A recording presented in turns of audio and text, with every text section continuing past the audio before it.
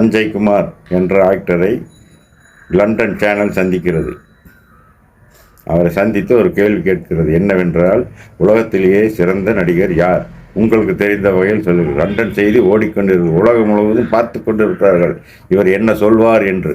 அப்போது அவர் சொல்கிறார், எதற்காக உலகம் முழுவதும் சுற்ற வேண்டும்? பக்கத்தில் தென் மாவட்டத்தில் சிவாஜி கணேசன் என்ற ஒரு சிறந்த நடிகர் இருக்கிறார்.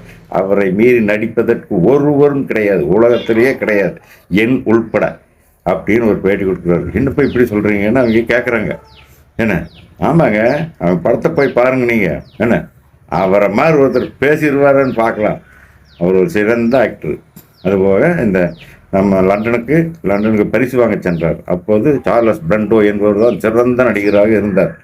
என்ன, 1961 லண்டன் பரிசு வாங்க செல்கிறார். அப்பொழுது சார்லஸ் பிரண்டோ தான் உலகம் முழுவதும் பெரிய நடிகர் திலகம் என்று பட்டம் வாங்கி கொண்டிருந்தார். ஆனால் இவர் நடிப்பை பார்த்துவிட்டு அவரே அசந்து போனார்.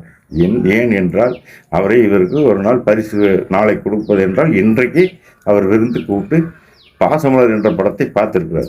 அப்போது அந்த பாசமலரில் நடிகர் திலகம் பேசிக்கொண்டே சிகரெட் குடிப்பார். அது உண்மையா பொய்யா என்று கேட்டிருக்கிறார். அதற்கு சிவாஜி கணேசன் என்ன பண்ணார் தெரியுமா?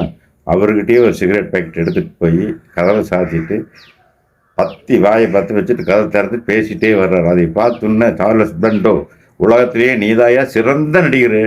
என்ன, நாங்கள் இங்கே எல்லாருமே கிடையாது, இன்னிலிருந்து நீ தான்.